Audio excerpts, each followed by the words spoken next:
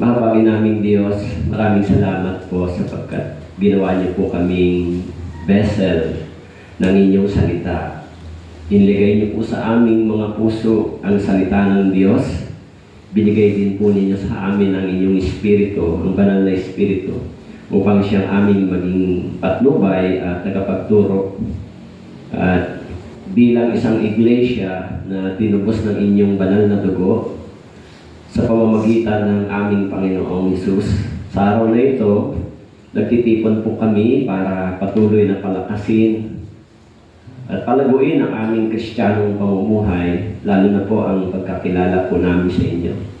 Sa araw na ito, tulungan niyo po kami na maunawa namin kung gaano kahalaga sa amin ang inyong salita. Palalimin niyo po ito sa aming mga puso upang unawaan namin kung gaano kadakila ang inyong mga gawa.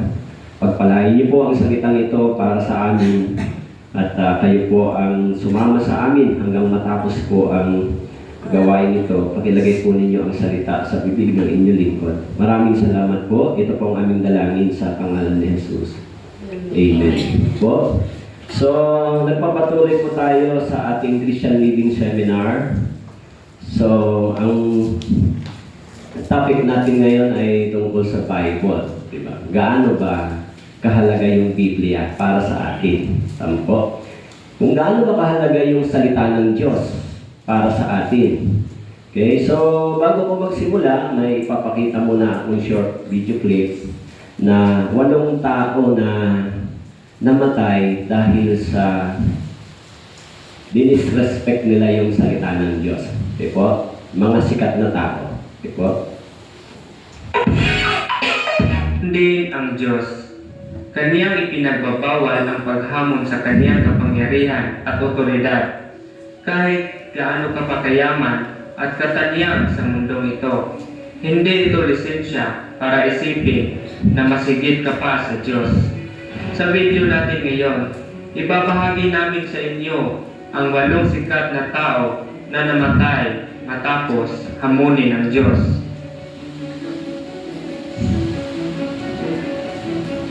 Number 8, si Cazuza.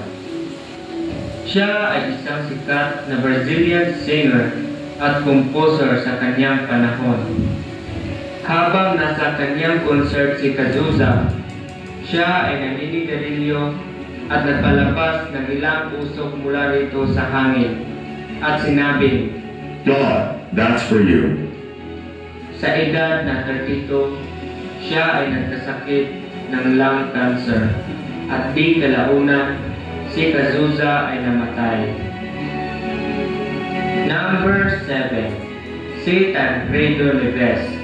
Siya ay hinangaan ng lahat, lalo na ng mga mamamayan ng Brazil si Tancredo Neves. Nang ito ay tumakbo bilang presidente at labanan ang rehimen militar ng Brazil. Noong kanyang kampanya, sinabi niya na, If I got 500,000 votes from my party, even God would not unseat me as president. ang pinakauna sanang civilian president ng Brazil ay hindi man lang nakapanumpa sa kanyang tungkulin at namatay. Dahil sa komplikasyon ng kanyang surgery at ito ay ilang araw na lamang bago ang kanyang panunumpa bilang presidente. Si Tancredo Neves ay na-diagnose na may malalang sakit sa bituka.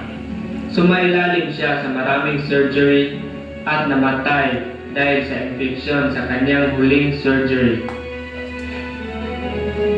Number 6, Marilyn Monroe. Isa sa mga pinakasikat na Hollywood celebrity ng kanyang panahon si Marilyn Monroe.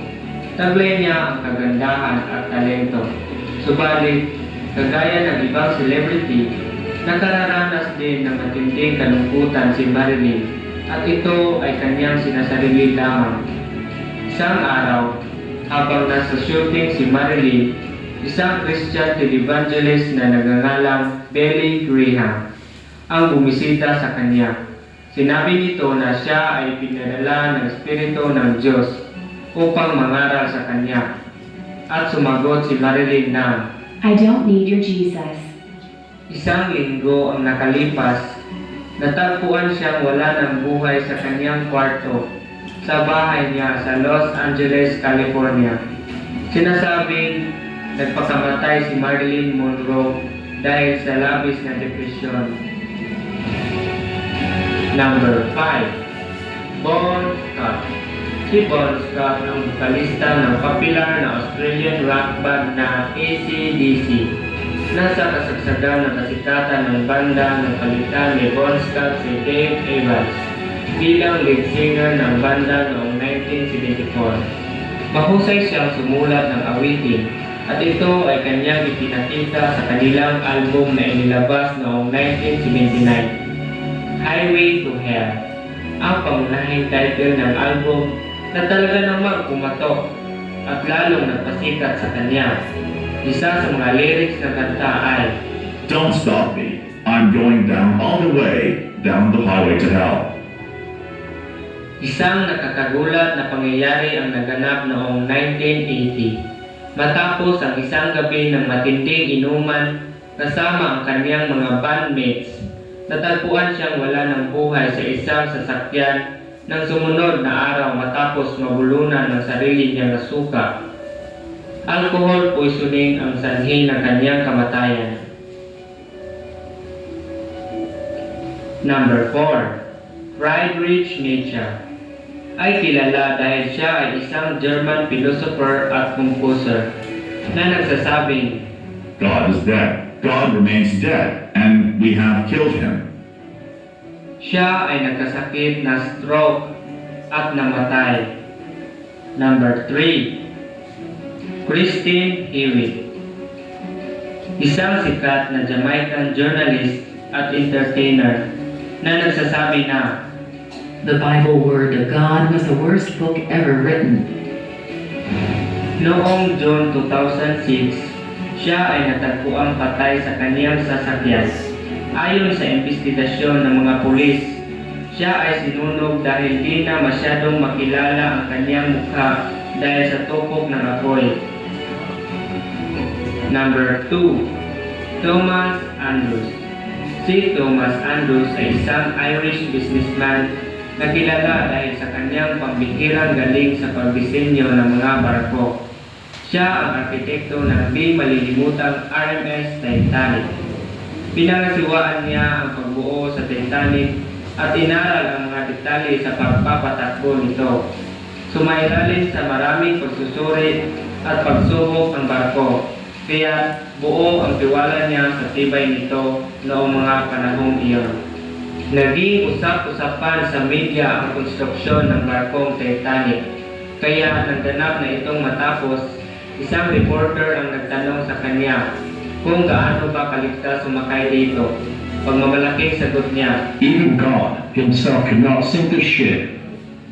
noong April 1912, sa unang paglalayag ng Titanic papuntang New York City, bumangga ito sa malaking iceberg at lumubog na pumitil sa buhay ng mahigit sa 1,500 na pasahero nito. Kasama si Thomas Andrews sa paglubog ng Titanic sa Atlantic Ocean at ang kanyang katawan ay hindi na natagpuan pa. Number 1. John Lennon. Ang The Beatles ang pinakasikat na rock band noong 1960s. Mahigit sa 100 awitin ang naisulat na kanta ng banda. At halos isang dekada ang nangibabaw sa listahan ng music industry. Isa si John Lennon sa mga hinahangaang miyembro nito, lalo na ng mga kababaihan. Noong 1966, sa kanyang interview sa isang American magazine, sinabi niya, Christianity will end. It will disappear. I do not have to argue about that. I am certain Jesus was okay, but his subjects were too sinful. Today we are more famous than him. maraming tao ang hindi natuwa at nagalit sa kontrobersyal na kahayag na ito ni John Lennon, at kahit pa nag-disband na ang The Beatles noong 1970, hindi pa rin ito makalimutan ng marami. December 8, 1980, binaril si John Lennon ng 5 beses sa harap ng kanyang bahay sa New York City. Ang salarin ay nagngangalang David Chapman, isang born-again Christian at dating tagahanga ng banda. Hindi umano nito nagustuhan ang paraan ng pamumuhay. So, ilang sample lang, di ba? Pero, syempre, yung last part kay John Lennon, medyo confusing yung mga tao. Di ba? Yung isang born again believer, it is impossible magawa yung ganung bagay. Hindi ba? Dahil yung Espiritu ng Diyos ibinigay sa atin. Tama po? Pero, kung makikita natin, maraming mga tao ang humamak sa salita ng Diyos, pero yung buhay nila ay binawi.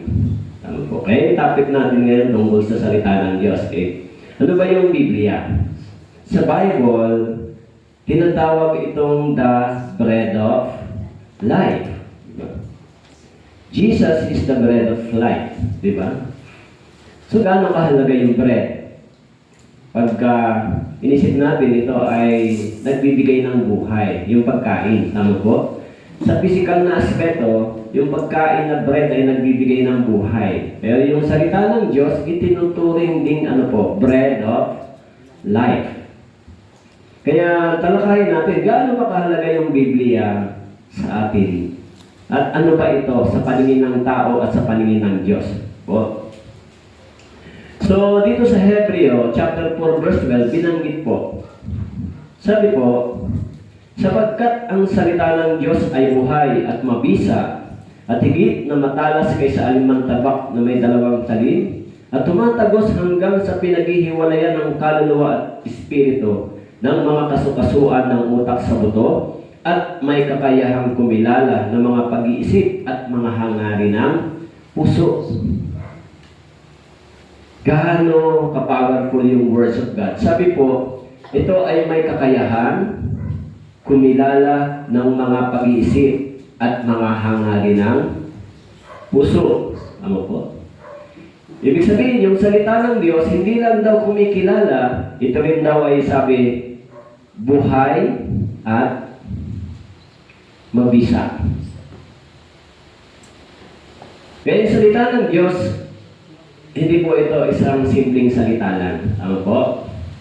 Maraming tao ang nagtangka na ang salita ng Diyos ay sunugin, ang salita ng Diyos ay sinubukan nilang i-prove na ito ay mayroong error, pero sila po yung bumagsak. Ano po? Kaya may mga tao na yung salita ng Diyos, mababaw yung kanilang pagtingin dito. Halimbawa yung mga born again, hindi ba? Yung nagsasabing mga born again. Actually, isa sa pinakamahalaga sa atin na nagsusustain ng buhay, yung words of God. Diba? Pagpapahalaga sa salita ng Diyos ay pagpapahalaga sa Diyos. Ayun po ang katumbas na, hindi ba? Kaya sabi ni Jesus, ako ang tinapay ng buhay. It is the person. Sabi ni Jesus, ako. Tama po? Kapag inisip natin itong literal na kaisipan, tinapay ba si Jesus? Kinakain ba siya? Pero ang tinutukoy dito ni Jesus, yung words of God, spiritually. Tama po? Kaya si Jesus at saka yung salita ay iisa. Sabi po doon sa John chapter 1. Tama po? Kaya yung salita, naging tao ang salita. Tama po? Kaya sabi po, ako ang tinapay ng buhay. Kung tayo ay nafi-fit ng words of God, ibig sabihin, meron po tayong kaugnayan kay Jesus. Ano po? Kung ang salita ng Diyos ay nafi-fit tayo, nagtuturo sa atin, sabi ni Jesus, ako ay may bahagi sa iyong buhay. Kung wala ako sa iyo, si Jesus, kung wala si Jesus sa iyo, mamamatay ka. Ano po? Kaya sabi niya, ako ang tinapay ng buhay. Okay? Kaya sabi po dito sa John chapter 6 verse 32, sinabi sa kanila ni Jesus, katotohanan sinasabi ko sa inyo, hindi si Moises ang nagbigay sa inyo ng tinapay na galing sa langit, kundi ang aking Ama. Ang nagbibigay sa inyo ng tunay na tinapay na galing sa langit. Actually, yung mana sa Old Testament, nabasa niyo ba yung mana? In the 40 years in the wilderness, pinakain sila ng mana.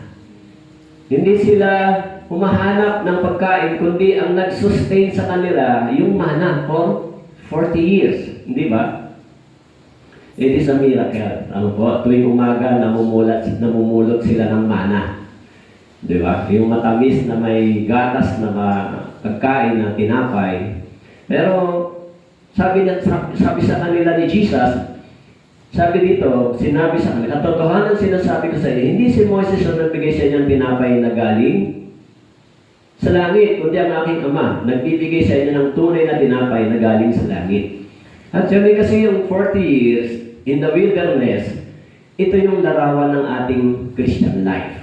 Yung 40 years in the wilderness, yan yung larawan ng Christian life ng mga Kristiyano na naglalakbay sa wilderness na kasama ang Panginoon, binigay yung haliging apoy at yung ulap. Tama po? Sa paglalakbay, kasama ang Panginoon. At hindi lang yun, sinustain ng Diyos yung kailangan nila, yung tinapay. Tama po? Tayo rin ngayon, habang tayo ay naglalakbay sa wilderness na ito, sa mundong ito, may tinapay tayo. May tinapay ba kayo? This is the bread of life. Diba? Kaya yung mga taong humamak dito, sila ang natalo. Yung mga taong tumanggi dito, sila ang loser. Tama po? Akala nyo ba yung mga taong tumatanggi sa Biblia sa pag-aaral ng salita ng Diyos ay panalo sila, talo sila pagdating ng time. Kaya sabi ni Jesus, siya ang tinapay ng buhay. Sabagat ang tinapay ng Diyos ay bumaba mula sa langit at nagbibigay ng buhay sa sanlibutan. Ang tinapay ng Diyos, this is the words of God. Tama po? Yung tinapay ng Diyos. Kaya sinabi ni Jesus doon sa Mateo chapter 4, hindi na lang nabubuhay sa tinapay ang tao. Tama po? Nabubuhay na rin siya sa salita ng Diyos. Yung salitang namumutawi sa bibig ng Diyos, ito po iyon. Di ba? Kaya meron tayong dalawang pagkain. Tama po? Kaya sabi ko po sa inyo kahapon, kapag kayo po ay ipinanganak na muli, no? Parang pagkain ng pisikal na pag hindi kayo kumain ng pagkain pisikal, di kayo mapapalagay. Tama po? Hindi kayo makatulog dahil parang merong kulang. Ganon yung feeling ng mga taong born again believer. Yung salita ng Diyos, hindi na pwedeng mawala pa sa kanila. Di ba? In the last days, yung salita ng Diyos ang magsusustain sa atin. Yung words of God ang magbibigay ng lakas sa atin, ng protection sa atin, ng guidance sa atin. In the last days. Ano po? Yung sabi ni Jesus, sinabi na sa kanila, Panginoon, lagi mo kami bigyan ng tinapay. Di ba? Na ito. Sabi ng mga disciple. No, sinabi niya, Panginoon, lagi mo kaming bigyan ng tinapay. Di ba? So, sabi ni Jesus sa verse 35, sinabi niya sa kanila, ako ang tinapay ng buhay. Ang lumalapit sa akin ay hindi magugutom at ang sumasampalataya sa akin ay hindi kailanman mauuhaw. Ano ang tinutukoy ni Jesus dito? Physical o spiritual? Spiritual. Sabi ni Jesus, ako ang tinapay ng buhay. Ang lumalapit sa akin ay hindi magugutom. Pero kumain kayo ng lugaw, di ba? Di ba? Mamaya gutom na naman kayo. Pag uwi nyo, kain uli. So, kung ang tinutukoy dito ni Jesus ay physical na aspect, medyo mali ito. Tama po? Pero sinasabi ni Jesus, yung spiritual emptiness natin, yung bakante sa ating puso na hindi kayang ibigay ng material na bagay, yan yung spiritual needs at emptiness ng tao. Di ba? Kaya kapag nakilala nila ang Panginoon, di ba? Tingnan po ninyo, maraming mayayaman, maraming mga philanthropists na nakilala nila ang Panginoon, yung kayamanan nila ay ipinamimigay nila, ginigib up nila. Ano po? Yung paghahangad nila ng material na bagay, unti-unting namatay, at yung puso nila, hindi na nagnanais pa ng mas mataas sa salita ng Diyos, di ba? Katulad ni Rockefeller. Tama po? Nung nalaman niya na yung mga bagay na meron siya, $1 billion, na hindi niya madadala, ibinigay niya sa mga tao. Tama po? So, nagkaroon siya ng nagkaroon siya ng contentment, satisfaction sa kanyang spiritual na puso. Kaya sabi ni Jesus, ako ang tinapay ng buhay, ang lumalapit sa akin ay hindi magugutom, ang sumasampalataya sa akin ay hindi kailanman mauuhaw. Kaya kapag nakilala natin si Jesus, nagkakaroon tayo ng unang-una. Ano po ang pinakaunang-unang na nararamdaman natin pag nakilala natin si Jesus? Magkakaroon tayo ng peace of mind. Meron tayong peace sa ating puso. Tama po, payapa na tayo. Although minsan may problem tayo, pero meron pa rin tayong peace of mind. Tama po? Hindi na tayo masyadong nababagabag sa maraming bagay. No? Kaya meron na tayo, sabi rito, kailan naman hindi ka magugutom at hindi ka na mauuhaw. Diba? Kaya sabi sa Matthew chapter 4 verse 4, ngunit siya sumagot, nasusulat, hindi sa tinapay lamang mabubuhay ang tao, kundi sa bawat salitang lumalabas sa bibig ng Diyos. Tama po? Itong pag-aaral na ito ay spiritual feeding. Tama po?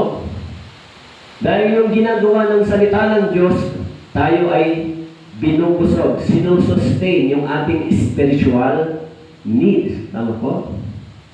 Paano kung ang tao ay hindi siya nag-aaral, nakikinig ng Biblia? Lalago pa siya. Alam nyo, kapag ipinanganak ang isang bata, ano ang unang-unang hinahanap ng bata? Milk. Tama po? Pag isinilang, milk.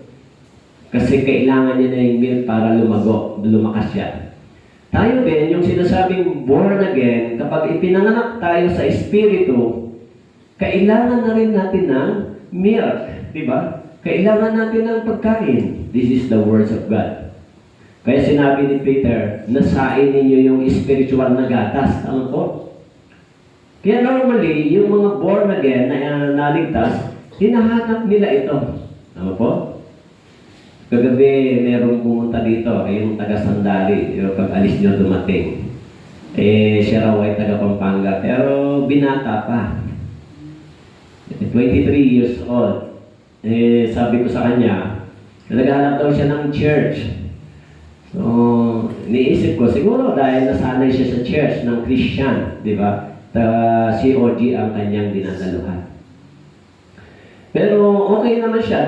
Tinanong ko, kinaunseling ko dito kagabi. Bago dumating si Brother Denzel ay kinakaunseling ko. Sabi ko, may tanong ako kung sabi niya, okay lang po, Pastor. Sabi ko, ikaw ba ay ligtas na? Pupunta ka na ba sa langit? Alam mo, honest naman siya. Sabi niya, Pastor, sa totoo lang, hindi po ako tiyak. Sabi ko, ilang taong ka na bang dumadalo sa church? May 3 years na rin daw mahigit. Tapos nandun din yung mga kapatid sa COG. Sabi ko, biro mo yung 3 years nandun sa church, di ba? Tapos tanungin mo kung pupunta sa langit ay hindi alam. Tama po. Buti alis siya, di ba? Kaya sabi ko sa kanya, yan ang mahirap. Kaya kagabi kinaunseling ko, pinaliwanag ko yung kaligtasan na meron tayo. Kaya sabi niya, naunawaan niya yung gospel kagabi. Eh, sabi niya, Pastor, simula Sunday, sasama ako dito sa church. Sabi niya, oh, very good, di ba? Kasi, may maraming ganitong klase ng tao, hindi ba? Pumupunta sa church, pero actually, walang katiyakan kung pupunta ba sila sa langit. Ito yung ministeryo natin eh, tama po? Kaya yung salita ng Diyos, kahit naririnig nila, kahit nandyan sa kanila, hindi naman nila naunawaan. Kung hindi ka pa ipinanganak na muli, mahirap mo maintindihan ito. Ako. Kung sinabi ni Jesus na siya ang tinapay ng buhay, kung patay ka, hindi mo kailangan ng tinapay. Ako. Kung patay ka, di mo kailangan ng tinapay. Spiritually, kung patay ka, di mo kailangan yung words of God. Kaya sabi dito, hindi sa tinapay lamang mabubuhay ang tao, kundi sa bawat salitang lumalabas sa bibig ng Diyos. Ang ibig sabihin dito ay need, tama po? Urgent need para mabuhay din. Hindi siya pwedeng hindi kailangan. Kasi sinabi ni Jesus, hindi sa tinapay lamang. Ang ibig sabihin, kailangan mo ito. Tama po? Sino ba si Jesus? Nanggaling yan sa bibig ni Jesus. Si Jesus ay Diyos. Kung gano'n sinasabi ng Diyos sa'yo, hindi ka na lang mabubuhay sa tinapay. Ibig sabihin, kaya tayo nagnanais ng words of God sapagkat sinabi ng Biblia, kailangan natin ito. Sinabi ng Diyos, kailangan mo yan. Kaya sabi, hindi na lang sa tinapay. Kaya sabi po dito sa Exodus 16:35, ang mga anak ni Israel ay kumain ng mana sa loob ng 40 taon. Hanggang sila'y dumating sa lupaing matitiran, sila'y kumain ng mana hanggang sila'y dumating sa mahangganan ng lupain ng Kanaan. For 40 years, diba? Sinustain sila ng Diyos.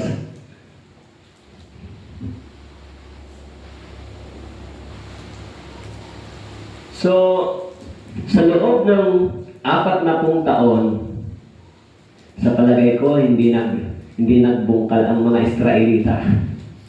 Di ba? Tuwing umaga, umuulan lang ng mana, pagkain. Kakainin nila yon for 6 days na, di ba? Pagdating ng Saturday, kukuha sila ng sapat para Sunday, wala silang gagawin. Tama po? Kaya sabi ko, for 40 years, kumain sila ng mana. Tama po? Tayo rin, meron tayong mana. Tama po? Ito ay mana para sa atin. Habang nakikinig kayo, yun yung mana, yung salita ng Diyos ngayon. Tama po? Kaya sabi, ikaw ay pinagpakumbaba niya ng ginutong kanya, pinakain kanya ng mana na hindi mo nakikilala, hindi nakikilala ng iyong mga ninuno, upang kanyang maipaunawa sa iyo na hindi lamang sa tinapay nabubuhay ang tao, kundi bawat salitang lumalabas sa bibig ng Panginoon. Inulit lang ito ni Jesus, tama po sa Mateo. Sa Deuteronomy, sinabi ni Moises, hindi ka na lamang sa tinapay mabubuhay, kailangan mo na rin ng salitang lumalabas sa bibig ng Panginoon. Kaya ito yung isang verse na correlated verses ng Mateo chapter 4, verse 4. Binanggit din yung salitang yan, di ba? In the Old Testament, sinabi ni Moises, at nang dumating si Jesus, sinabi din niya yan sa mga Israelita, sa mga tao, hindi na kayo mabubuhay lang ng wala ang salita ng Diyos. Di ba? Kaya sabi, gayon may ang langit sa itaas ay kanyang inutusan, at ang mga pintuan ng langit ay kanyang binuksan. Kanyang pinaulanan sila ng mana na makakain, binigyan sila ng butil ng langit. Kumain ang tao ng tinapay ng mga anghel, kanyang pinadalaan sila ng saganang pagkain. Alam nyo, ang ganda yung promise ng Panginoon, hindi ba? Sa mga taong nagtitiwala sa Diyos. Tama po? Yung mga taong naniniwala at nagtitiwala sa Diyos, walang gutom dito. Tama po? Walang gutom, walang famine. Sabi niya, sabi ng Panginoon, ang langit sa itaas ay kanyang inutusan. Tama po? Oy, langit, magpaulan ka ng pagkain. Tama po? Ang pintuan ng langit ay kanyang binuksan. Di ba? Ito yung Diyos. Tama po? Kaya yung Diyos na nakilala natin, mga brothers and sisters, yung Diyos na siyang provider, protector, guidance, tama po, nag-guide sa atin. Kaya kung ang salita ng Diyos, inalis mo sa iyong buhay, parang inalis mo na rin ang Diyos sa iyong buhay. Tama po? Kaya nung sinabi nilang, California is a godless town, inalis mo yung Diyos sa buhay mo, so pag dumating ang matinding sakuna, walang tutulong sa iyo. Tama po? Parang sinasabi ng tao, God, wag mong pakailaman yung sarili ko, buhay ko ito. Tama po? But actually, yung buhay ay pinahiram lang ng Diyos. Tama po? Kaya sabi diyan, ang Diyos ay nagpo-provide. Kaya sabi, sila'y humingi at dinalhan niya ng mga pugo, binigyan sila ng saganang tinapay mula sa langit. Kanyang binuksan ang bato at dumaloy ang tubig, ito'y umago sa ilang na gaya ng ilog. Ako. Yung mga miracles in the Old Testament, ito yung mga bagay na nagpakilala ang Diyos sa kanila. Tama po? Yung mga miracles, signs, and wonders in the Old Testament, kinamit yun para ang mga Israelita at ang mga Gentiles nation ay magkaroon ng pagkakilala sa Diyos. Dahil that time, ang Biblia hindi pa naisulat. Tama po? Kaya in the Old Testament, ginagamit ng Diyos yung mga signs and wonders para ang tao ipakilala. Even the time of the apostles, di ba? Hinayaan ng Diyos yung mangyari para maipakilala ang Diyos. So, hindi pa naisulat yung Biblia. Pero, ngayon, naisulat na yung Bible. Tama po? Yung Bible naisulat na. Ano yung purpose ng miracles? Of course, para ipakilala at sumampalataya ka sa Diyos. Pero ngayon, para sumampalataya ang tao sa Diyos, kailangan pa ba ang mga miracles, signs and wonder? Hindi. Ang kailangan mo marinig yung nakasulat dito. Huwag ka nang maghanap ng ibang ebidensya. Kung ano ang nakasulat dito, sapat na iyon para tayo maniwala. Kasi ngayon, mas matindi yung deception, di ba? Maging yung mga bad spirit, ginagamit din yan para gumawa ng mga miracles. Ano po? Kaya yung Bible ay sapat para maniwala tayo. Okay?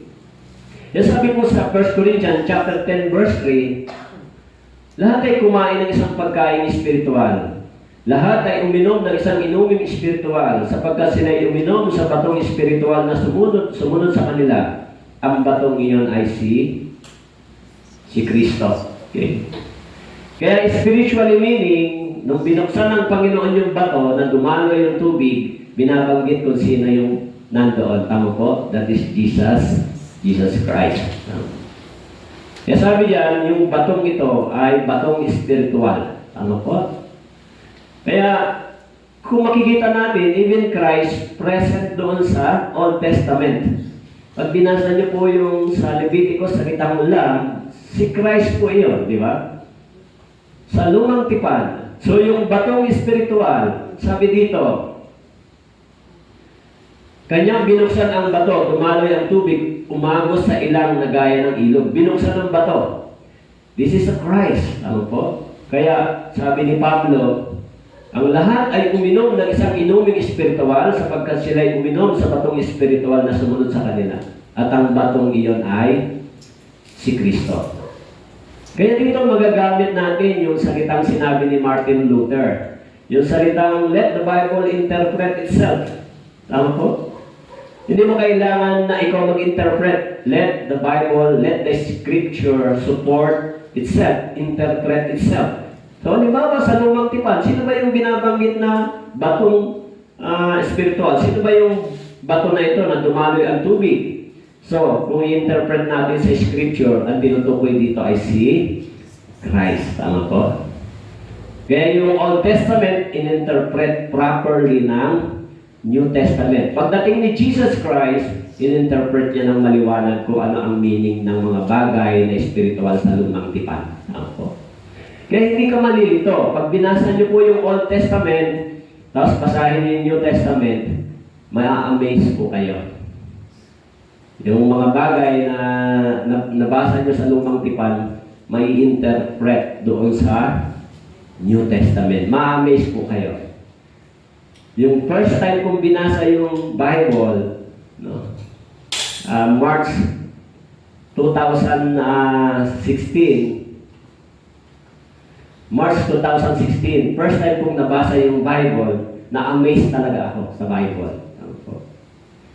Kasi, madidiscover mo yung mga bagay na parang kakaiba. Pag nagbabasa po kayo ng scripture, tapos tahimik kayo sa bahay, pag binabasa nyo, masarap magbasa po ng Biblia ng gano'n. Okay? Kaya sabi, the Bible is the ultimate food for spiritual nourishment. Tama po? Spiritual nourishment. Kasi meron dalawang nangyayari sa nakikinig, no? Yung sa non-born again church, pinupuno ka ng knowledge. Tama po? Pero sa church na itinayo ng Panginoon, binubusog ka ng salita ng Diyos.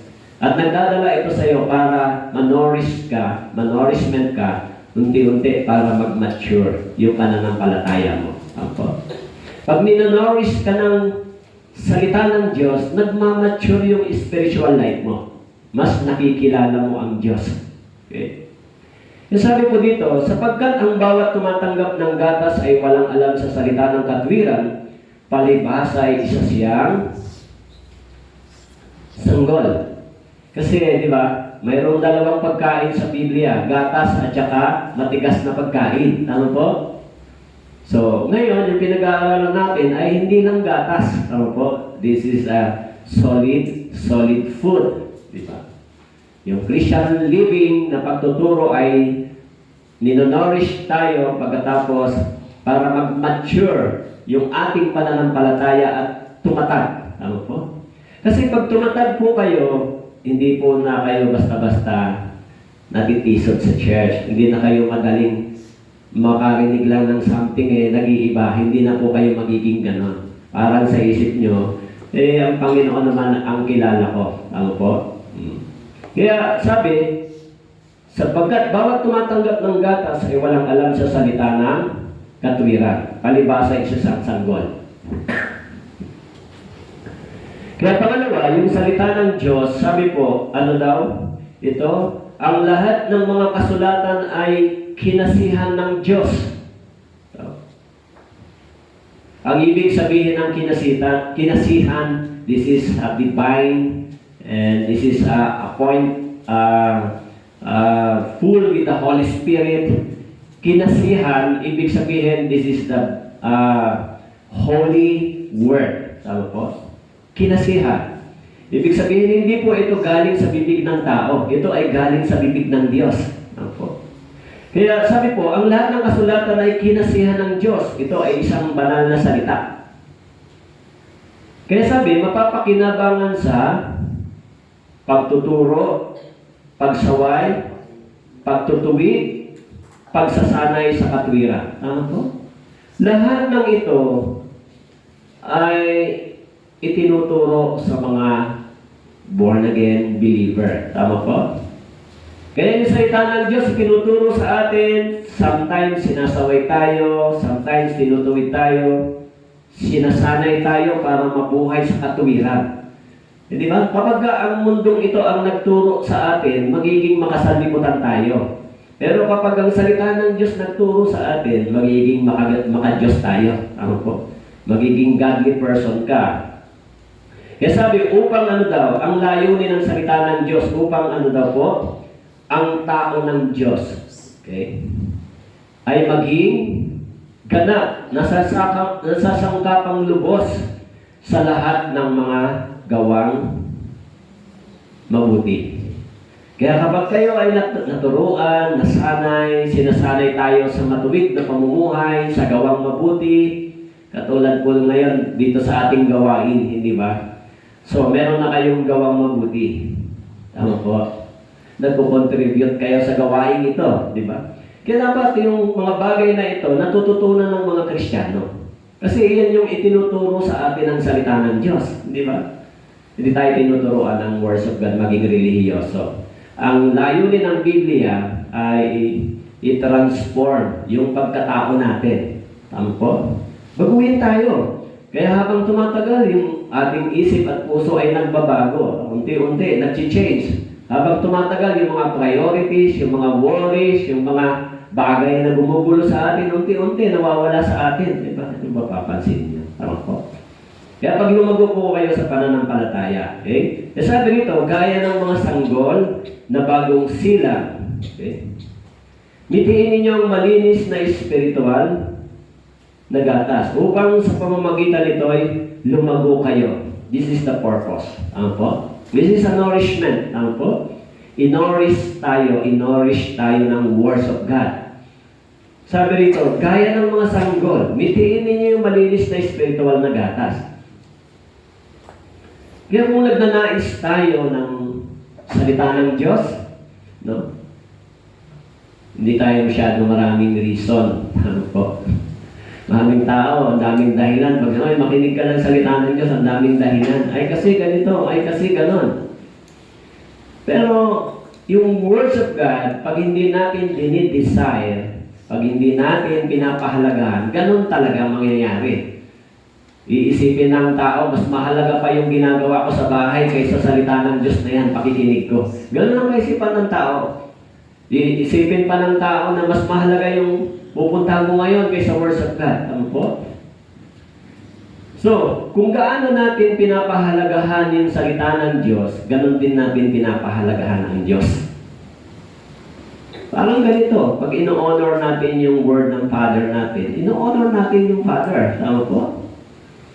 Kaya kung paano nyo minamahal yung salita ng Diyos, pinapahalagahan, yan din po yung ibig sabihin na mahalaga ang Diyos sa inyo.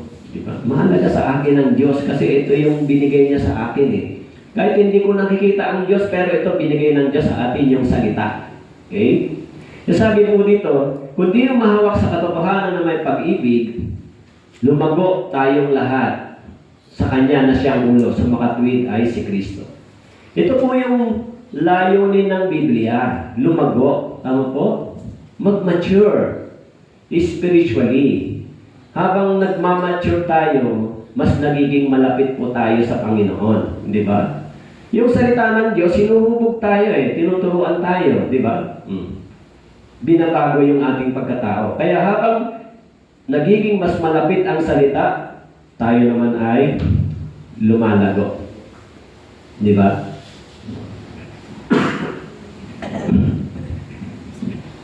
Kapag lumago po kayo, mag-change po yung direction ninyo. Yung priorities, yung time management, mag-change po. Kami dati, kahit ako dati, yung mahilig pumunta sa church. No, hindi nga kami nagpupunta ng church dati. Pupunta lang pagka once a year, di ba? Parang pupunta ng church, pag pumasok lang sa church, pag unang-una, nung binyag. Tapos, birthday. Tama po? Tapos, nung ikinakasal. Ang pinakauling-huli, nasa kabaong na.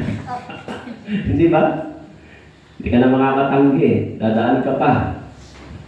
Yun lang. Pero, pag na-born again ka, ako nung na-born again, halos matulog ka na lang sa church. Hindi ka na umaalis. Di ba?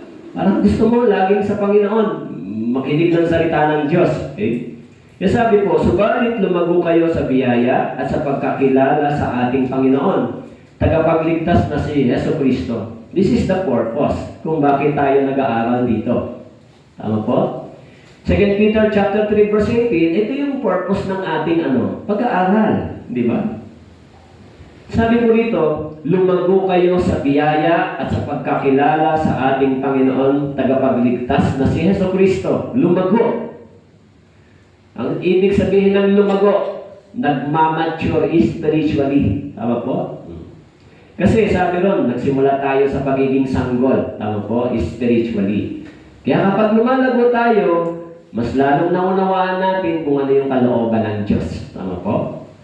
Lumago kayo. Kaya sabi, ano ba resulta kapag lumago? Spiritually. Ano yung resulta sa atin kapag lumalago tayo? Una, sabi rito, sa Hebreo chapter 5 verse 14, ngunit ang pagkain matigas ay para sa mga nasa hustong gulang, na dahil sa pagsasagawa ay nasanay ang kanilang pandama na makilala ang pagkakaiba ng mabuti at masama. Now, kapag nagmamature tayo, na-nourish tayo ng words of God, nagkakaroon tayo ng discernment. Tama po? Nadi-discern na natin yung good and evil. Tama po? Ano yung masama at mabuti? Nakikilala na natin. Unlike sa mga iba, na tuloy-tuloy lang sa kasamaan. Tama po? Walang preno.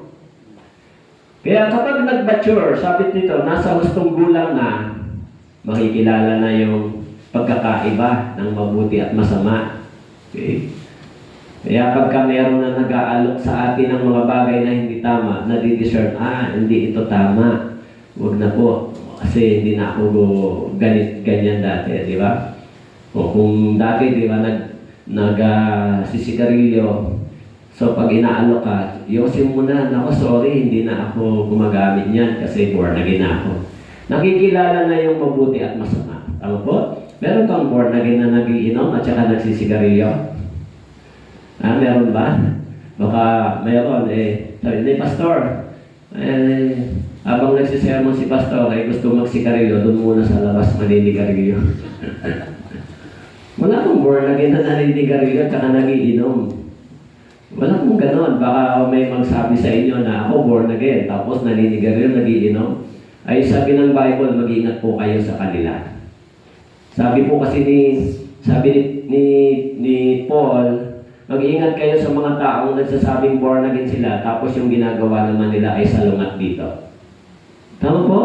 Ibig sabihin, delikado po yun, tapos tatawagin mo kapatid. Kapatid, magkaiba kayo. Tama po? Yung salitang kapatid sa Bible ay mahalaga sa loob ng church. Tama po? Kaya mag-ingat po tayo sa kanila.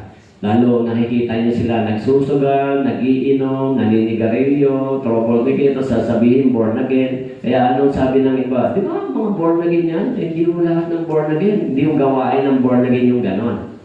Dahil tayo, sabi ng Bible, binago tayo ng Diyos. Sabi ng Panginoon, umiwas kayo sa mga bagay na ganitong gawain. Di ba? Yan yung born again. Tama po?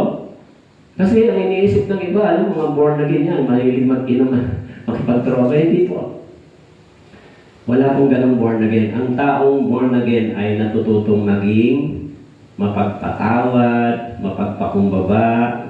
Nagkamali tayo, madali lang yun, di ba?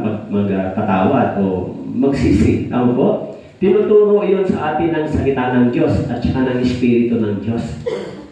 Yung pinakamahirap gawin ng isang tao pag hindi ka born again, i-deny yung sarili mo. Pero kapag naligtas tayo, magagawa mo yun sapagkat sinabi ng Bible, yung salitang follow to Jesus ay deny yourself. Tama po? Kapag sumunod ka sa Panginoon, di-deny mo yung sarili mo. Okay? Kaya, yung mga lumalago, sabi po rito, Ephesians 4:13, hanggang makarating tayong lahat saan? Pagkakaisa ng pananampalataya, ganap na pagkakilala sa anak ng Diyos, hanggang maging taong may sapat na gulang, hanggang sa sukat na ganap na kapuspusan ni Kristo. Kaya yung sinasabi dito ni Pablo ay progressive Christian life. Tama po? Progressive Christian life. Kasi sabi niya, hanggang makarating tayong lahat. Tama po? Yan ay progreso. Tama po? Hanggang kayo ay nakikipag-isa sa iglesia, tumutulong, gumagawa sa iglesia sa pananampalatayang ito. Kaya sabi niya rito, hanggang sa makarating tayong lahat sa pagkakaisa, hanggang maging taong may sapat na gulang. Kaya yung Christian life, tinatawag po ito na progressive sanctification. Progreso, tama po? So of course, sanctification, once and for all, sinantified tayo sa ating spiritual na pagkatao. Yung salvation, tama po? Nang tayo ay naligtas, tayo ay sinantified through the blood of Jesus. So yung sanctification process, ito yung Kristiyanong pamumuhay. Siyempre, kahit ligtas na tayo, minsan meron pa tayong disobedience, may bad works. Tama po? So, the more na nakikinig tayo ng words of God, sabi nga doon sa John chapter 15, binibuild yung karakter natin. Kaya makita nyo sa John chapter 15, inaalis yung mga sanga na pangit doon. Ibig sabihin, binibuild yung karakter pagkatao natin. Hinuhubog tayo ng words of God. Kaya unti-unti, habang tumatagal, nagiging mas maganda yung Christian life natin. Tama po? Iniiwan natin yung mga maling gawain. Kaya sabi ni Paul, hanggang makarating tayong lahat. Sabi tayo, wag nang maging mga bata, tinatangay ng mga alon, dinadala ng bawat hangin. Ephesians chapter 4 verse 14, sabi po, dinadala ng bawat hangin ng aral. Sa pamamagitan ng pandarayan ng mga tao, sa pamamagitan ng kanilang mga katusuhan sa paraang mapandaya. Alam nyo, yung mahirap ma-discern na pandaraya ay spiritual na pandaraya. Kasi sabi ni Peter, yung pandarayang ito, sabi po, lihim na pumapasok yung mga nakakapinsalang turo. Tama po? Ano yung nakakapinsalang turo? Actually, yung nakakapinsalang turo, instead na maniwala ka sa tama, maniniwala ka sa mali. Alam niyo ba yun? Instead na truth ang mapaniwalaan mo, mali yung natatanggap mo. Pero paano yun? Hindi mo yun matidiscern, malalaman kung wala ang Espiritu ng Diyos sa iyo. Tama po? Kasi sabi ni John, ang Espiritu ng Diyos nagtuturo, nagpapaalala sa atin na kung wala ang Espiritu ng Diyos sa atin, maging yung mga maling teaching, maling turo, tatanggapin po yan. Tama po? Lalo na, pag nakarinig kayo ng mga teaching ng mga prosperity gospel, laging tungkol sa material, mga wealth, mga ganito, mas mabilis po yan. Kaya kapag wala yung banal na Espiritu, sabi ng Bible, walang magpapaalala sa atin. Sabi ni John chapter 14 verse 26, yung banal na Espiritu nagtuturo sa iyo, nagpapaalala sa iyo. Tama po? O wag yan. False teaching yan. Wag yan. Mali yan. Tama po? Ginaguide tayo. Kasi kung wala yung tulong ng banal na Espiritu, it is impossible, no, na malalaman natin kung ito ba ay tama o mali. Kasi yung truth ay nasa atin na, si Jesus. Tama po? So, madidiscern po natin yon. Kaya kanina, sabi ron, pag nagmamature ka, madidiscern mo yung good and evil. Tama po? Kaya sabi dito, huwag na tayo maging bata para hindi tayo tinatangay ng mga anong dinadala ng bawat hangin sa aral. Sa pamamagitan daw ng ano? Pandaraya ng mga tao. Kaya ang nakakatakot po sa ating panahon ay hindi po yung mga mamamatay tao o holdapper, hindi po. Ang nakakatakot sa ating panahon, mga false pastors and false teachers. Sila yung mga dangerous in the last days. Sila yung dangerous. Bakit po?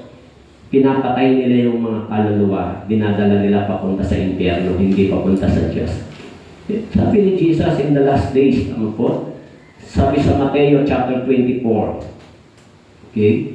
Kaya pag tinignan natin yung Bible, sabi po in the last days, sabi ni Jesus, Matthew chapter 24. Okay.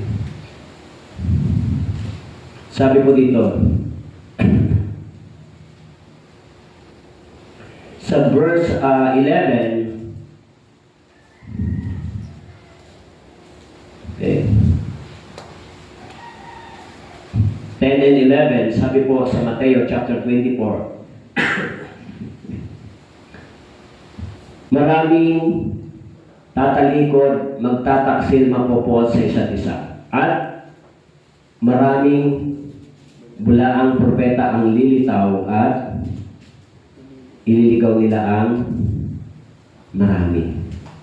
Alam nyo, ito po yung nakakatakot, hindi ba? Hindi nakakatakot yung maligaw ka, makapunta ka ng Baguio dahil pupunta ka pupunta ka ng Bicol. Hindi po nakakatakot yun dahil pwede ka bumalik. Ang nakakatakot, iligaw ka sa iyong pananampalataya. Kasi ang kapalit po noon ay eternal cost. Tama po? Mabuti kung temporary lang yung magiging kapalit. Eh kung naniwala ka sa mali, dadalhin ka sa walang hanggang kapahamakan. Tama po? Paano kung maraming tao, katulad yung na-counseling ko kagabi, di ba? Naniniwala siya sa pastor. Siyempre, pag nag-preach yung pastor, sabi niya, si OG daw siya. O, naniniwala siya sa pastor dahil nandun siya sa church, di ba? Siguro, naniniwala siya. Pero ang problema doon, wala siyang kaligtasan. Tama po? Hindi niya alam na at the end ng buhay niya, no, nasa church siya, pag umarap siya sa Diyos, ay miserable yung gano'n. Tama po? Sabi ko, basahin mo yung Mateo chapter 7 verse 23. Nandoon yung mga tao na naniniwala sa Diyos pero hindi naman tinanggap ng Panginoon. Kaya tayo, sabi rito, in the last days, mas marami lilitaw at ililigaw nila ang marami. Kaya itong pag-aaral na ganito, napakahalaga po. Alam niyo ba yan?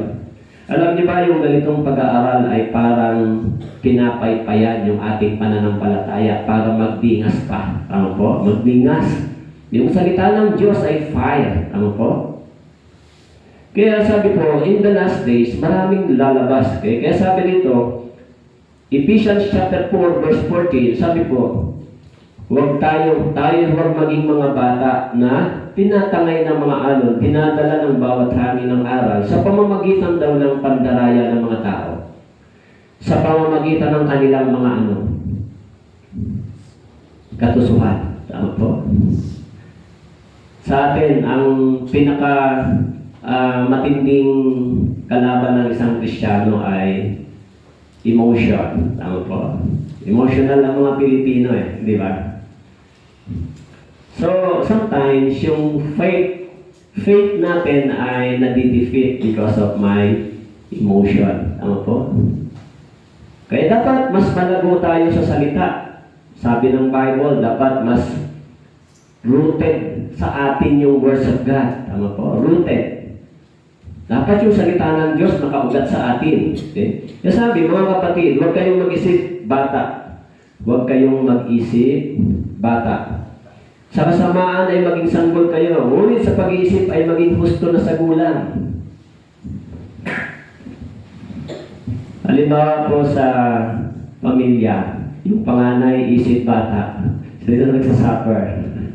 Nagsasuffer yung nanay, di ba? Alam mo, ikaw ang panganay, ikaw pa yung isip bata. Papaano na yan, hindi ba? Pagka nag-iisip bata yung matanda, para namang hindi maganda talaga tignan. Tama po? So, yung mga Kristiyano, minsan, siyempre dumaan tayo sa pagiging baby Christian. Pero kailangan mag-mature yung ating pananampalataya.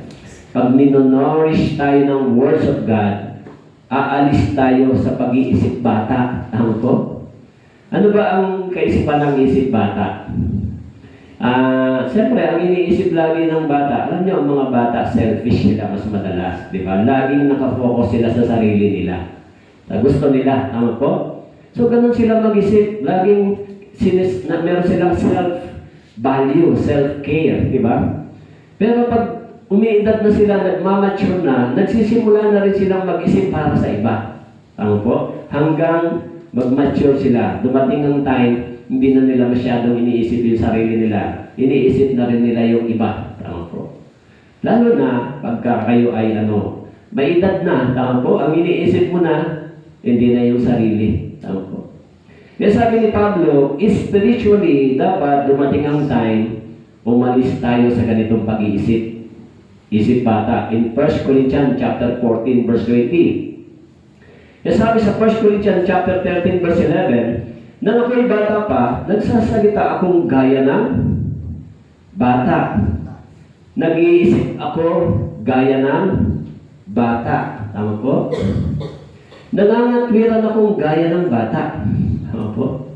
Sabi ni Pablo, nang ako'y bata pa, spiritually, pag bata pa, nag-iisip gaya ng bata. Nangangatwiran gaya ng bata. Pero sabi niya, ngayong ganap na ang aking pagkatao, iniwan ko na ang mga bagay ng pagkabata.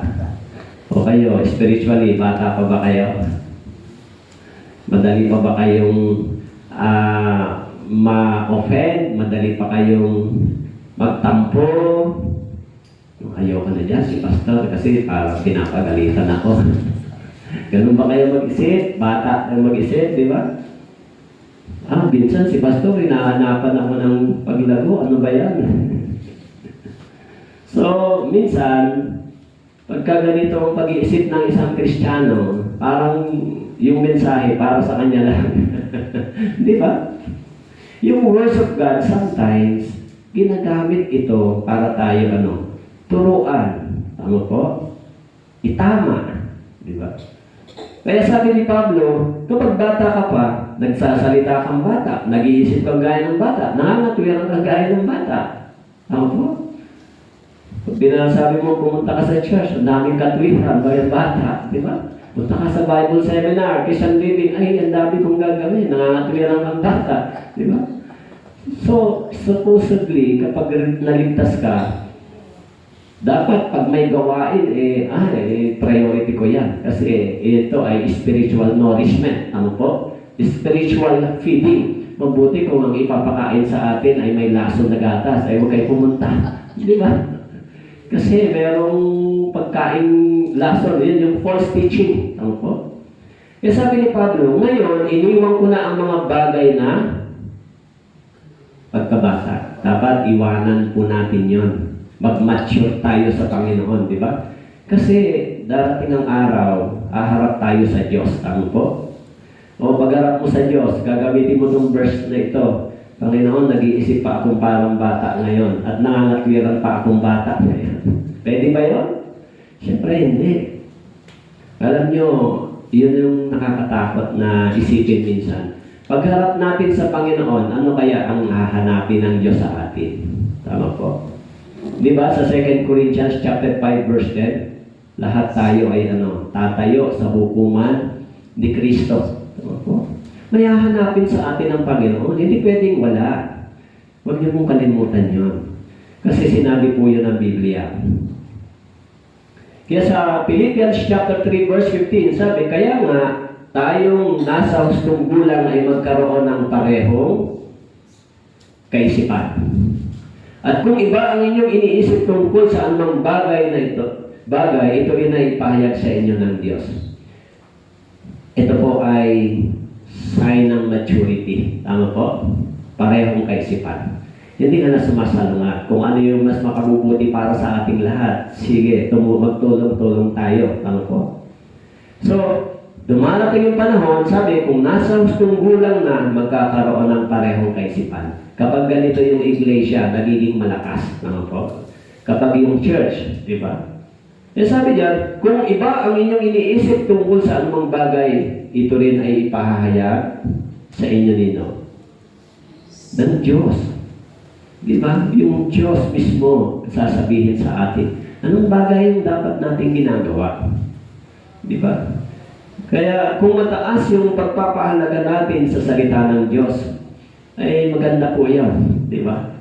Tatanggap tayo ng mga bagay na pagpapala galing sa Diyos.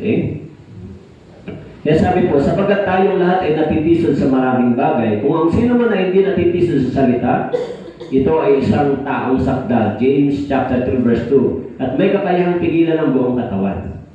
Sapagkat tayong lahat ay natitisod sa maraming bagay. Kung ang sino man ay hindi natitisod sa pananalita, ano mo?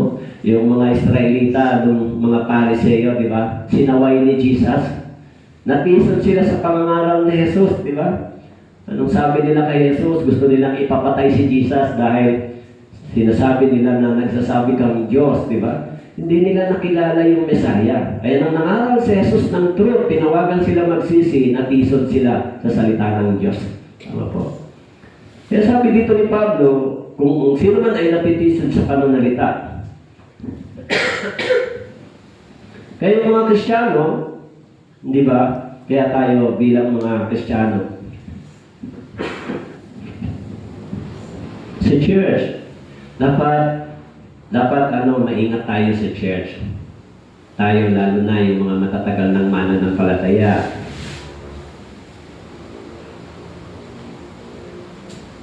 Dapat nakikitaan tayo ng magandang example ng mga sumusunod na naligtas. Tama po? Huwag niyong kalimutan yun. Yung mga matatagal ng mananampalataya, sabi dito, dapat nakikitaan tayo ng halimbawa. Tayo dapat ay nagiging kalakasan sa kanila. Di ba? Kung matagal na po kayo sa church, tapos ang mas masipag yung mga huling naligtas, ay kawawa po kayo pagdating ng Panginoon, di ba? Nasaan na yung bunga? Siyempre, dapat habang tumatagal tayo sa Panginoon, tayo talaga yung dapat na mas masigasig. Hello, tama po?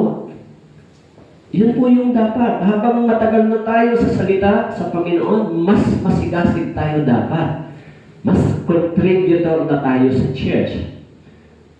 Yun po yung disenyo di ba? Wala namang Kristiyanong paatras, di ba? Sa una, sumusugod, bandang huli, pabalik na. So wala pong ganon.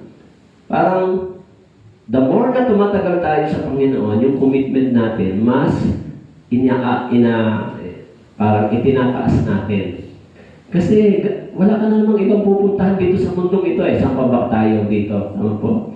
Hindi na tayo babalik sa sanlibutan eh. O, papunta na tayo sa Panginoon. Kaya, the more na habang tayo ay nagmamature spiritually, mas nagiging aktibo, mas malapit tayo sa Diyos. Tama po? Dapat ganun yung nangyayari sa Christian life natin. Hindi pabalik. Okay? So, kailangan bang i-fed yung mga born again? Kailangan bang feeding after birth? Ha?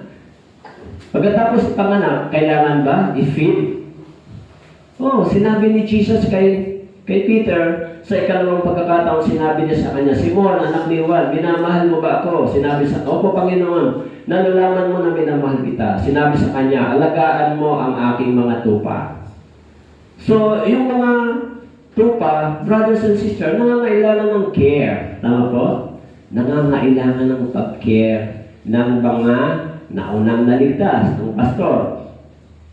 Sumunod, sabi niya, sinabi sa kanya sa ikatlong pagkakataon, Simon, anak ni Juan, minamahal mo ba ako? Nalungkot si Pedro, 3 ulit nang sinabi. Sinabi niya sa Panginoon, nalalaman mo lahat ng bagay, nalalaman mo na minamahal kita. Sinabi sa kanya ni Jesus, pakainin mo ang aking mga tupa. So sabi ni Jesus kay Peter, Pedro, alagaan mo yung mga tupa, pakainin mo yung mga tupa. Tama po? Ito yung ginagawa natin ngayon, di ba? Inaalagaan kayo, tapos pinapakain tayo spiritually. Tama po? Hindi naman pwedeng walang magtuturo dito, di ba? Kung nandito, kung hindi sinabi ng Panginoon dito kay Peter, upo na lang tayong lahat dyan. Invisible na lang ang nagpipreach dito. So, hindi eh. Kaya yung mga mandato, ibinigay sa mga pastors, tapos yung mga apostles, pakainin yung tupa. Turuan sila. Yun ang sabi doon. Turuan sila. Okay? Kaya kayo nandyan, kaya kayo nandito, yun yung mandato ng Bible. Pakainin at turuan. Sinabi doon sa Mateo chapter 28, binanggit po yun. Sabi po dito, verse 20, ano po ang sabi? Turuan silang sundin ang lahat ng mga bagay na inuutos ko sa inyo. Ano po? So kaya mayroong mandato sa mga pastors. I-care, tapos i-feed, tapos teaching. Turuan sila. Kayo yun, tama po? Tuturuan kayo na ano? Turuan sundin ang lahat ng mga bagay na iniuutos ko. Ito si Jesus. Tama po? Iyan yung mandato. Iyan yung nourishment. Iyan yung pagtuturo ng mga pastors. Opo. Kaya tayo, dapat meron tayong pagnanais na matuto sa salita ng Diyos. Hindi ba? Kasi yun sinabi ng Panginoon. Okay? Kaya sinabi ni Jesus sa kanila, ako ang tinapay ng buhay, ang lumalapit sa akin, hindi magugutom. Ang sumasampalataya sa akin kailanman ay hindi mauuhaw. So, ibig sabihin, kung nakilala na natin ang Panginoon, siyempre, dahil ba sa hindi ka na magugutom, hindi ka na naghahanap ng salita ng Diyos. Hindi po yan ang meaning ni Jesus.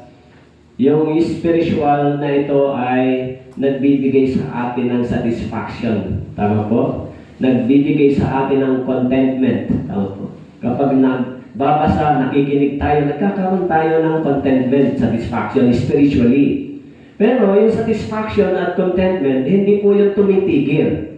Yung pagnanais sa salita ng Diyos, dapat tayo sabi, mitiin nyo lagi yung salita ng Diyos para mag-grow. Tama po? Lumago. Kaya sabi, okay.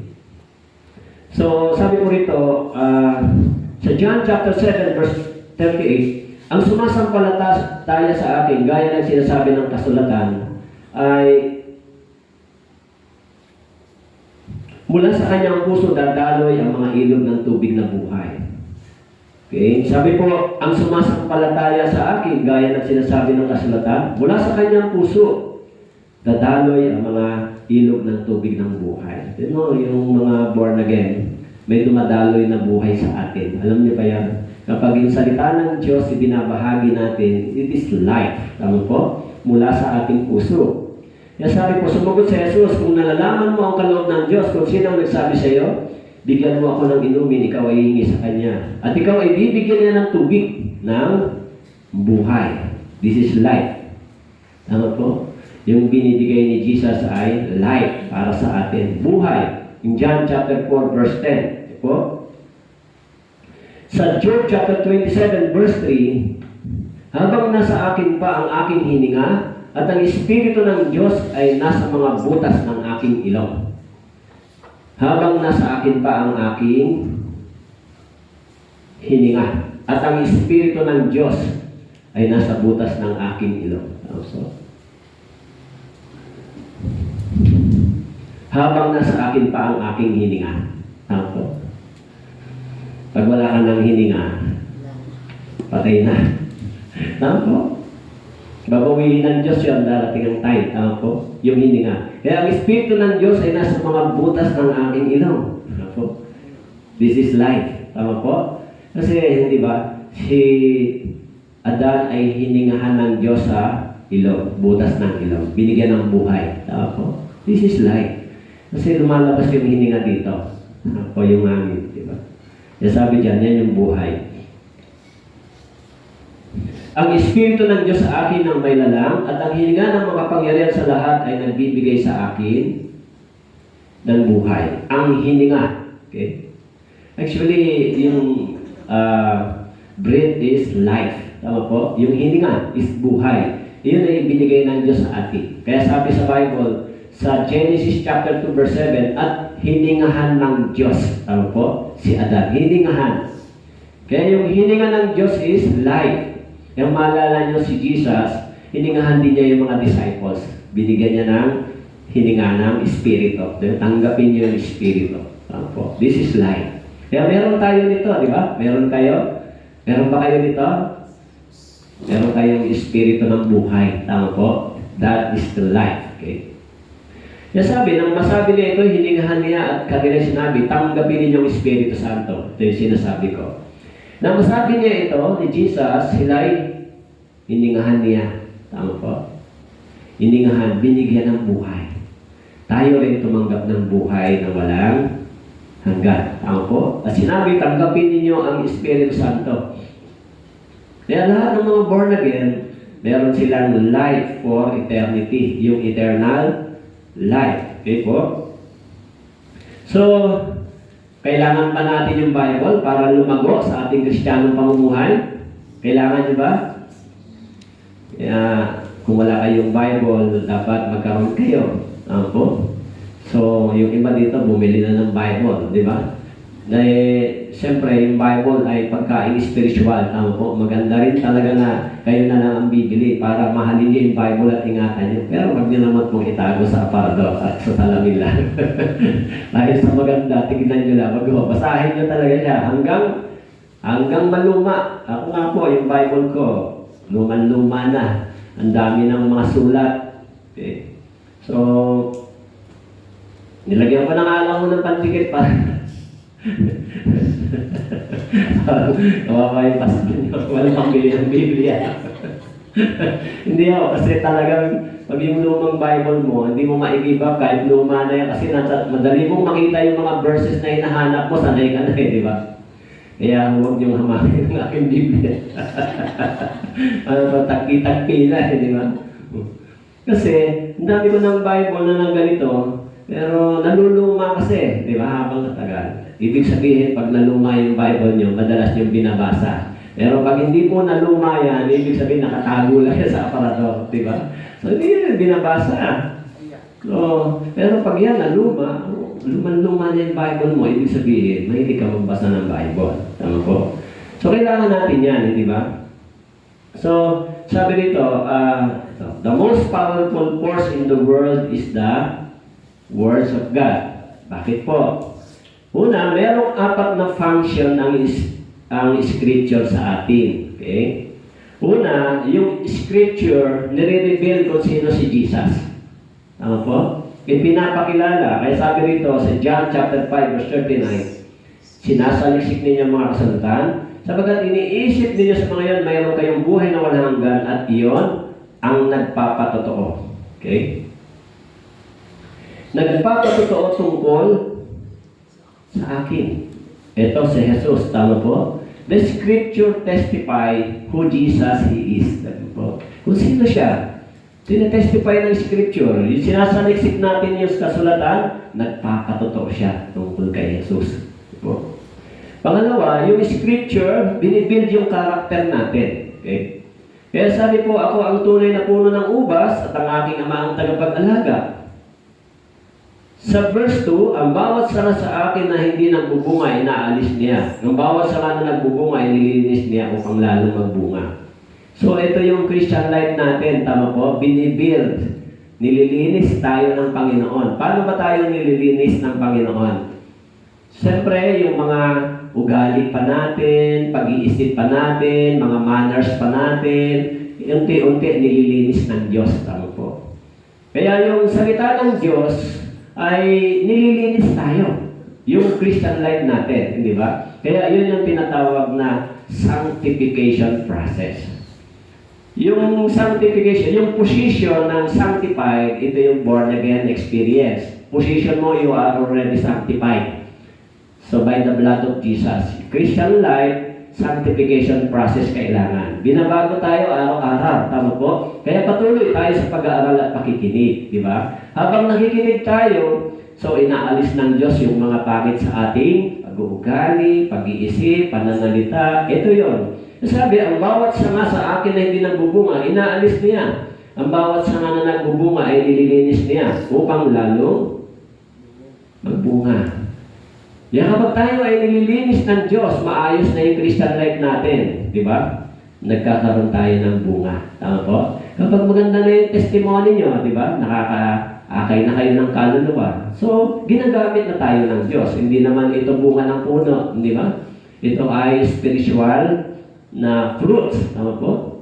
Kasi sabi sa John chapter 15 verse 8, kung nagbubunga tayo, doon natin naluluwalhati ang Diyos because of our fruits. Okay? Kaya sabi niya, kayo malinis na sa pamamagitan ng salita na aking sinabi sa inyo. So, kaya yung salita, di ba? Nililinis tayo ng salita. Kaya yung mga naririnig natin, yung salita ng Diyos, so nililinis tayo ng words of God.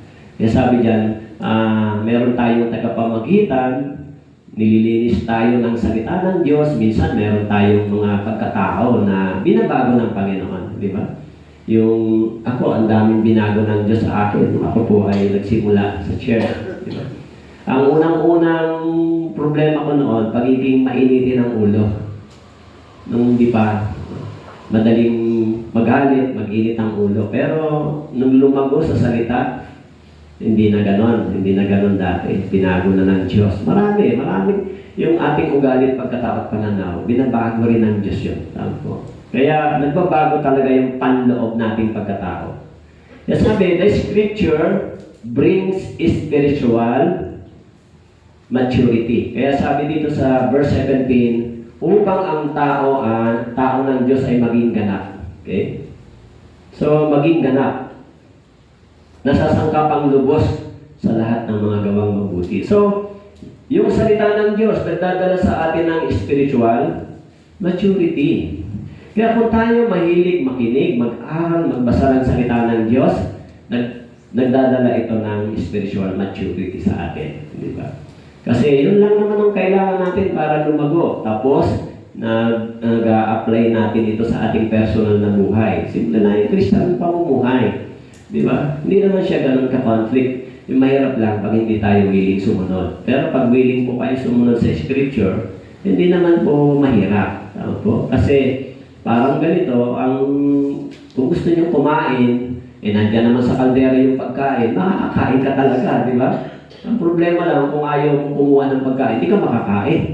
So, ganun din po sa salita ng Diyos. Pag gusto mo ng mas maraming salita ng Diyos, nandiyan naman yung church, nandiyan naman yung pag-aaral, i-desire mo na sumama at makinig. Tama po? So parang andyan na yung pagkain, pag hindi ka kumain, hindi ka talaga mabubusog, hindi ka lalago, di ba? Yung salita ng Diyos, okay? And sabi rito, the last, Scripture impart faith to us. Na-impart yung Scripture sa atin, di ba? So yung salita ng Diyos ay nagkakaroon tayo dito ng tamang pananampalataya. Kaya sabi, kaya ang pananampalataya nanggagaling sa pakikinig at ang pakikinig sa pamamagitan ng salita ni Kristo. So, kung tayo ay mas maraming nakikinig na nag-aaral, nagmamature, pananampalataya natin, tumatatag. Tama po? Lumalago. Pag lumago po kayo sa pananampalataya, gagamitin kayo ng Diyos. Diba? Magagamit tayo ng Diyos pag nag-mature tayo. Okay? At sabi po rito, the Scripture reveal the truth. John chapter 8 verse 32, at inyong malalaman ng katotohanan, katotohanan ang magpapalaya sa inyo. Only the Scripture, di ba? Kasi marami yung mga churches, di ba? Katulad nga nung nasabi ko po sa inyo na kahit matagal na sa church, pero yung truth, hindi pa nila natatanggap, hindi pa nila nakunawaan. Di ba? Kaya alam nyo, napaka-powerful ng counseling. Kaya minsan yung iba, pag ipapakaunseling kita, pastor, akala naman counseling na. Huwag nyo naman takutin yung mga anak nyo. Sana huwag nyo gamitin panakot yung pastor doon sa mga anak nyo. Huwag ka na makulit, papakaunseling kita kay pastor. Eto na yung mga bata, takot na ako, baka tawagin ako ni pastor. Minsan gano'n. Pero yung counseling talaga ay tungkol sa Christian life at saka salvation. May problema sa buhay Kristiyano, yun talaga, counseling, magtanong, tama po. Minsan ganun talaga yung buhay. Kaya minsan sa retreat natin, nung last New Year retreat, may counseling sa mga born-again believer. Christian life, di ba?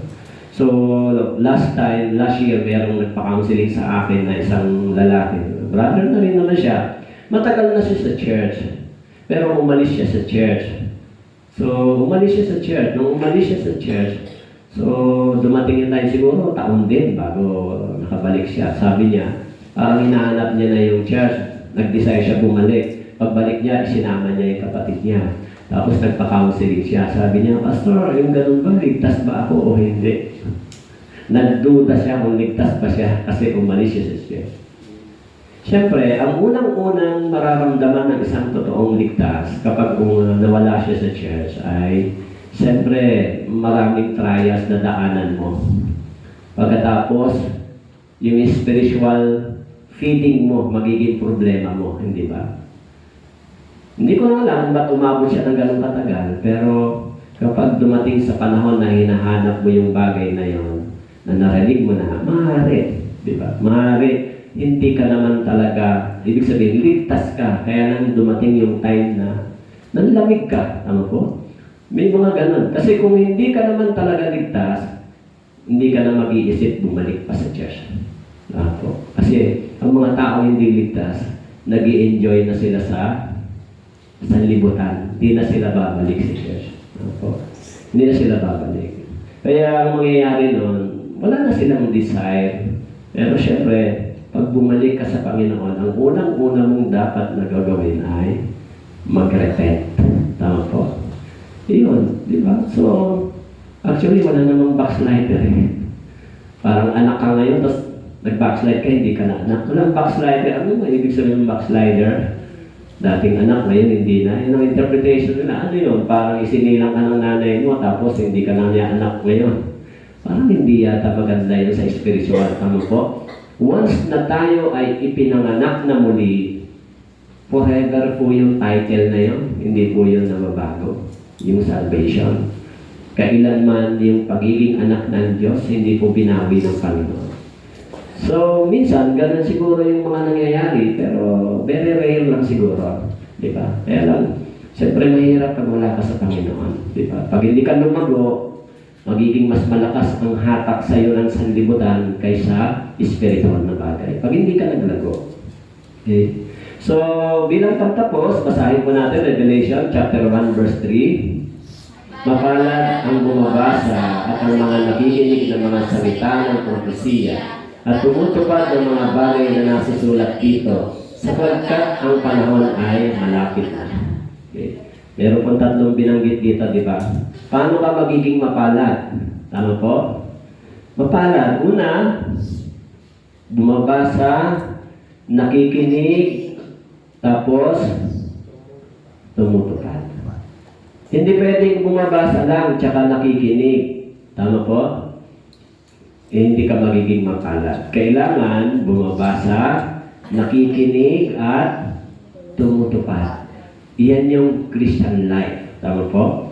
Dapat yung ating natututunan, atin itong tinutupad, ginagawa. Kaya, kung magagawa mo yung tatlong ito,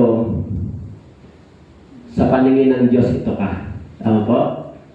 Mapalad ka sa paningin ng Diyos kasi bumabasa, nakikinig at tumutupad. So, huwag niyo pong kalimutan yung Christian life. Yung Christian living ay hindi lang po yan listening, hindi lang yan reading. Kasama po dyan yung pag-a-apply. Okay? I-a-apply natin yan. So, pagka ganun, huwag niyo kalimutan yung sinabi ng Biblia. Nagiging mapalad ako sapagkat tinutupad ko ito. Okay po? Ang bilis ng oras, 1.5 hour na. Mag-closing prayer na to tayo. Panginoon, salamat po sa mga salitang ito. Napakabilis po ng oras. Kaya nawa po sa mga naririnig namin at naririnig ng mga brothers and sisters ay ito po ay tumimo sa kanilang mga puso. At nawa maging makapangyarihan ang salita po sa kanila. Magamit niyo po sila para sa ebanghelyong ito, lalo po dito sa Kailaway at sa Manila. Lumago po nawa sila sa pagkakilala sa iyo. Salamat po. Ito po ang aming dalangin sa pangalan ni Jesus. Amen. Okay, thank you very much po.